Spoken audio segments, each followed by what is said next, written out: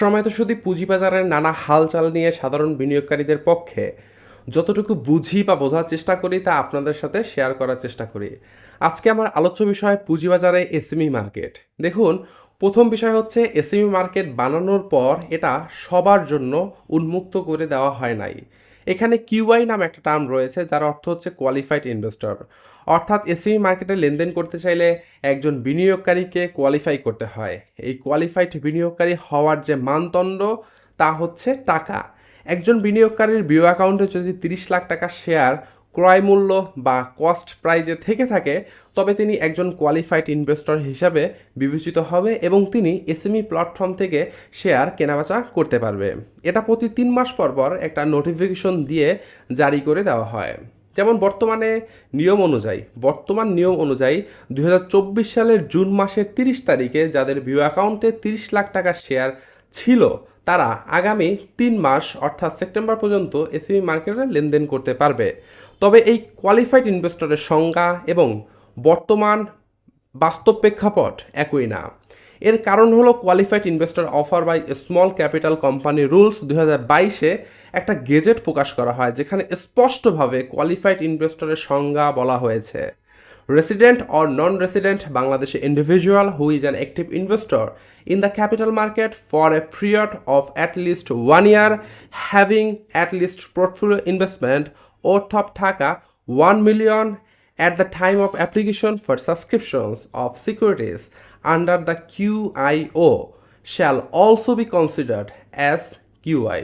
অর্থাৎ একজন এসএমই মার্কেটের একজন বিনিয়োগকারী হিসাবে যদি আপনি কোয়ালিফাই করতে চান, তবে ন্যূনতম শেষ 1 বছরে 10 লাখ টাকার শেয়ার আপনার বিনিয়োগ থাকতে হবে এবং merchant banker, portfolio manager, asset manager, mutual fund and collective investment scheme, stock dealer, bank, financial institutions, insurance company, fund manager, alternative investment fund, provident fund, approve pension fund সহ যারা মার্কেট মেকার সহ যারা প্রাতিষ্ঠানিক বিনিয়োগকারী আছে তাদেরকে 30 লাখ টাকা বিনিয়োগ থাকতে হবে। একই সাথে যারা বিদেশি বিনিয়োগকারী রয়েছে তাদের যে কোনো অ্যামাউন্ট থাকলে তারা এসএমইতে শেয়ার লেনদেন করার যোগ্যতা রাখে। আমি যেই কথাগুলো বললাম তা অ্যাজ পার 2022 সালের গেজেট মোতাবেক, যা সিকিউরিটিজ অ্যান্ড এক্সচেঞ্জ কমিশনের ওয়েবসাইটে প্রকাশিত রয়েছে। তবে বাস্তবিক চিত্র হলো আলাদা। Bangladesh securities and exchange commission তারা নানা সময় এই কোয়ালিফাইড ইনভেস্টরের সংখ্যার মধ্যে ব্যাপক পরিবর্তন করেছে, ব্যাপক রদবদল করেছে। এসএমই মার্কেটে কোয়ালিফাইড ইনভেস্টরের মানদণ্ড শুরু হয় 1 কোটি টাকা দিয়ে। তবে যখন এই 1 কোটি টাকা থাকলে শেয়ার কেনাবেচা করা যাবে, তখন সাধারণ মানুষ কেউ আগ্রহ প্রকাশ করে নাই। এরপরে কমিয়ে আনা হয় 50 লাখ, সেখানেও আগ্রহ কম থাকে। এরপরে হুট করে কমিয়ে দেওয়া হয় 20 লাখ। যখনই এই 20 লাখ টাকা এসএমই মার্কেটে দেওয়া হলো বা 20 লাখ টাকা থাকলে এসএমই মার্কেট কেনাবেচা করা যাবে, তখনই এসএমই মার্কেটে ব্যাপক এক উত্থান হয়। সবাই কম বেশি লাভ করতে পেরেছিল সেই সময়টায়। তবে বিপত্তি ঘটে তখন যখন এই 20 লাখ বাড়িয়ে 30 লাখ টাকা করা হয়, আবার 30 লাখ থেকে 20 লাখ করা হয়, এর কিছুদিন পরে আবার 30 লাখ টাকা করা হয়। এখানে সমস্যা এই রকম দাঁড়ায় যে আগে যিনি 20 লাখের যোগ্য বিনিয়োগকারী হয়েছিলেন তাকে এখন 30 লাখ টাকা বিনিয়োগ করতে হবে, যার ফলে অনেক বিনিয়োগকারী তাদের হাতে থাকা শেয়ারের অ্যাভারেজ করার পর্যন্ত সুযোগটি হারিয়ে ফেলে। অন্যদিকে মার্কেট ক্রমাগত স্লো হতে থাকে। বিষয়টা আরেকটু সহজ করি যদি বলি, তাহলে এসএমই মার্কেট যখন 20 লাখ দিয়ে যোগ্য বিনিয়োগকারী হওয়া যেত, তখন নাম্বার অফ কোম্পানি ছিল 11-12টা, আর এখন নাম্বার অফ কোম্পানি বেড়ে দাঁড়িয়েছে 20টাতে। একদিকে নাম্বার অফ কোম্পানি বেড়েছে, অন্যদিকে বিনিয়োগকারীর সংখ্যা, নাম্বারস অফ ইনভেস্টরের সংখ্যা কমেছে।